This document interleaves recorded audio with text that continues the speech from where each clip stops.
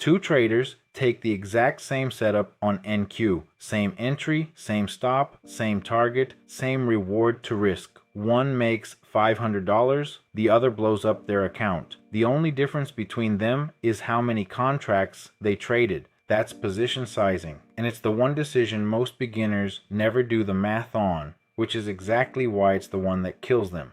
Welcome back to From Zero to Funded in 30 Days. This is day 17. And today we're covering the piece that turns everything from the last 4 days, entries, exits, stops, and reward to risk, into an actual risk-managed business. Here's the thing. You can have a perfect entry from day 13, a clean exit from day 14, a technically placed stop with buffer from day 15, a 3-to-1 reward to risk from day 16. And if you traded too many contracts, all of that perfect execution still wipes you out on a single losing trade. That's not a hypothetical. That is the #1 way prop firm accounts get blown. Not from bad setups, but from correct setups with the wrong size. By the end of this video, you're going to know the exact formula for calculating your position size on any NQ or MNQ trade, how to match your size to your account and your stop, when to use micros versus minis, and the specific sizing mistakes that end trading careers. Let's start simple, because the concept is simpler than most people make it. Position sizing is answering one question. How many contracts do I trade on this specific setup? That's it. Not a gut feeling. Not I feel confident so I'll go bigger. Not I lost 3 in a row so I'll size down.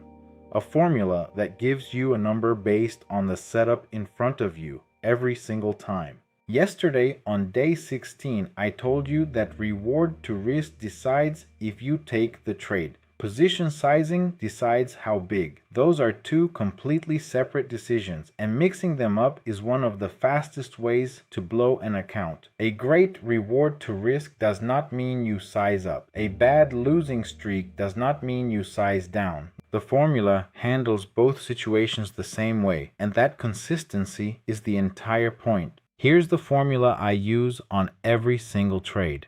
Write this down or screenshot it, because this is the most important math in this entire course. Position size equals your account balance times your risk percentage divided by your stop distance times the point value of the contract. Let me break that into pieces. Your account balance is whatever your current account is worth, whether that's a $50,000 prop firm evaluation or a $5,000 personal account. Your risk percentage is the maximum you're willing to lose on any single trade. From day 15, that's 1%. Your stop distance is how many points your stop is from your entry. This comes from the setup itself, not from your preferences. And the point value is how much each point is worth per contract. On NQ, that's $20. On MNQ, that's $2. Let me run through 3 real examples so you can see exactly how this works in practice. Example 1. You're trading a $50,000 prop firm account. 1% risk is $500. Your setup has a stop distance of 25 points. On NQ, each point is $20. 25 times 20 is 500. 500 divided by 500 is 1. You trade 1 NQ contract. Clean. Example 2, same account, same $500 of risk, but this setup has a tighter stop, only 12 points. 12 times 20 is 240. 500 divided by 240 is about 2. You can trade 2 NQ contracts on this setup because the stop is tighter, so each contract risks less. Example 3, same account, same risk, but now the stop is 50 points away. A wider setup may be off a higher time frame. 50 times 20 is $1,000 per NQ contract. That's double your $500 max risk. You cannot trade even 1 NQ contract on this setup, so you drop down to MNQ, the micro. 50 times 2 is $100 per contract. 500 divided by 100 is 5. You can trade 5 MNQ contracts. The math still works. Your risk is still controlled. You just use the right-sized instrument. That's the formula working in all three scenarios. The setup decides the stop. The formula decides the size. You don't pick the size and hope the stop fits. You don't pick a size because it feels right. The math picks for you. This is a question I get asked on stream almost every day, so let me give you the definitive answer. NQ, full-size NASDAQ futures, is $20 per point. MNQ, micro NASDAQ futures, is $2 per point. MNQ is exactly 1/10 the size of NQ. Same chart, same price action, same setups, just a different dollar amount per tick. Here's the rule. If the formula says you can trade at least one full NQ contract and stay within your risk percentage, trade NQ. If the formula says one NQ contract puts you over your risk limit because the stop is too wide or your account is too small, trade MNQ instead and let the formula tell you how many micros to use. There is zero shame in trading MNQ. I want to say that clearly because I know the ego thing exists in this space. Traders feel like micros are not real trading or that they need to be on full NQ to be taken seriously. That is nonsense. MNQ exists specifically so that you can take wider stops, trade smaller accounts, and still apply proper risk management.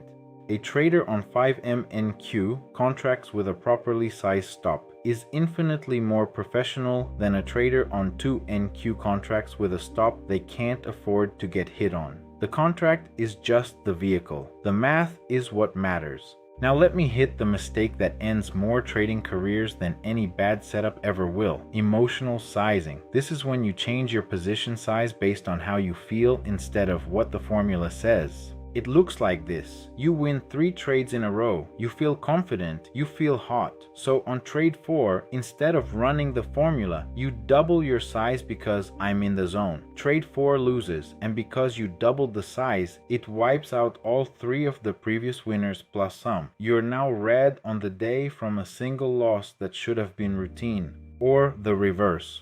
You lose 3 in a row. You feel rattled. So on trade 4, you cut your size in half. Or worse, you skip the trade entirely. Trade 4 would have been a 3-to-1 winner, but because you sized down or sat out, the win that was supposed to pay for the losing streak barely covers one of the losses. In both cases, the trader changed their size based on emotion, and in both cases, it destroyed the math that was supposed to protect them. The formula doesn't know you won 3 in a row. The formula doesn't know you lost 3 in a row. The formula just knows the account balance, the risk percentage, and the stop distance, and it gives you the correct answer every time if you let it. This is why I said at the beginning that position sizing is the one decision that kills traders. Not because the math is hard, because the discipline is hard. The math is 5th grade arithmetic. The discipline to run it on trade number 4 after 3 straight losses, that's the professional skill. If you're trading a prop firm account, and most of you watching this course are heading toward a prop firm challenge, there's an extra layer of sizing you need to know about. Most prop firms have a maximum daily loss limit and a maximum trailing drawdown. On a typical $50,000 evaluation, your daily loss limit might be $1,000 and your trailing drawdown might be $2,000. These are account level rules that override everything else. Here's what that means for sizing. Even if your formula says you can trade 2 NQ contracts on a setup, you need to check. If both trades lose back-to-back at full stop, does the total loss exceed my daily limit? If yes, you size down. On a $1,000 daily max, risking $500 per trade means you can only take 2 full losses before you're done for the day. Some traders prefer to cap at $300 per trade so they can take 3 losses and still have room for a 4th attempt. The point is not the specific numbers. Every prop firm is different. The point is that position sizing on a prop firm is not just about the individual trade. It's about making sure your sizing survives the worst case scenario for the day without hitting the firm's hard limits. Because if you hit the daily loss limit, you're done. If you hit the trailing drawdown, you're done permanently. No amount of good setups matter after that. I want you to hang on to something here that I'll come back to at the end. The traders who pass prop firm challenges are not the ones who size up to hit the profit target faster. They're the ones who size down so they can survive long enough to let normal winning streaks do the work. Hold that thought. A question I get constantly: Diego, when do I start trading bigger? Here's my framework. You earn the right to size up by proving consistency at your current size first, not by feeling ready, not by wanting more money, by having the data that shows your process works over a meaningful sample. My personal rule is that I don't increase my risk percentage until I have at least 50 trades at my current size with a positive expectancy. That means 50 trades where my average winner times my win rate minus my average loser times my loss rate equals a positive number. If the math works over 50 trades, I have statistical evidence, not feelings, not hope, evidence that my process generates money over time. Then I might move from 1% risk to 1.5%, not to 2, not to 3, 1.5. Scaling is slow on purpose, because if you scale up too fast and hit a normal drawdown at the new size, you lose more than you would have at the old size, you panic, you size back down, and you've accomplished nothing except burning capital and confidence. The traders who make it to funded accounts and actually keep them are the ones who treated scaling like a ramp, not a jump. Small increments. 50 trade minimum between each step. Data, not feelings. Let me run through the specific mistakes I see so you can check yourself. Mistake 1. Using the same number of contracts on every trade regardless of stop distance. If your stop is 10 points, one NQ contract risks $200. If your stop is 40 points, one NQ contract risks $800. Same contract count, 4 times the risk. The formula adjusts for this automatically if you use it. Mistake 2. Sizing up after a win streak. Already covered, but I want to say it differently. The wins don't change the formula. Your account balance went up slightly, which means the formula might allow a marginally larger position, but the increase should be tiny and mechanical, not a decision you made because you feel good. The moment your size is driven by emotion, the system is broken. Mistake 3. Sizing down after a lost streak. Same logic in reverse.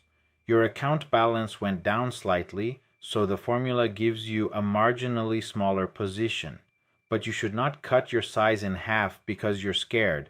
The formula handles the adjustment. Trust it. Mistake 4. Trading NQ when the formula says MNQ. Your ego is not a risk management tool. If the formula says the stop is too wide for NQ at your account size, the answer is MNQ, not I'll just use a tighter stop. We covered that in day 15. Compressing a stop to fit your size is backwards. The setup decides the stop. The formula decides the size. The contract type follows from there. Mistake 5. Ignoring prop firm daily limits. You can be perfectly sized per trade and still blow your daily max by taking 4 trades that all lose. Check. Total worst case loss for the day, not just per trade loss. If 3 max losses in a row would hit your daily limit, size down so that 4 or 5 losses still leave you room. Now, back to what I asked you to hold on to. The traders who pass prop firm challenges are the ones who size down, not up. Here's what I mean. Every beginner who starts a prop firm challenge does the same mental math. I need to make X dollars in Y days to pass. If I trade bigger, I get there faster. That math is technically true, but it ignores the other side of the equation, that trading bigger also means losing bigger, which means you hit the drawdown limit faster, which means you fail the challenge faster. The traders who actually pass don't try to hit the profit target in 1 week. They size conservatively, often even below what the formula allows, so that a normal losing streak doesn't put them anywhere near the drawdown limit. Then they trade their process for 3 or 4 weeks, letting the math work. The winners come, the losers come. But because they're sized correctly, the losers never threaten the account, and the winners gradually accumulate into a past challenge. That is the most counterintuitive lesson in this entire course. The way to make more money trading is to risk less per trade, not because you're being timid, because you're giving your system enough room to work through the inevitable losing streaks without blowing up. The formula handles the math. Your job is to trust it even when your gut says to go bigger. Lose small or lose it all. That phrase has never been more literal than it is in position sizing. The size of each loss is the single biggest variable in whether you survive long enough to let the winners pay. Remember what I said at the very start. Two traders take the exact same setup on NQ, same everything, and one makes money while the other blows up. The only difference is how many contracts they traded. Now you know the formula that makes sure you're the first trader, not the second. Account times risk percent divided by stop distance times point value. That gives you the number of contracts. Run it every time. No exceptions, no gut feelings, no just this once. Tomorrow, day 18, we're going straight into trading plans. How to take everything you've learned across the last 17 days and organize it into a single written document that tells you exactly what to do in every market scenario. No more winging it, no more deciding in real time. A plan. If today changed how you're going to size your next trade, drop a comment telling me what account size you're trading and what your per trade risk is going to be. I want to see the math. Hit subscribe if you haven't, and I will see you tomorrow in day 18.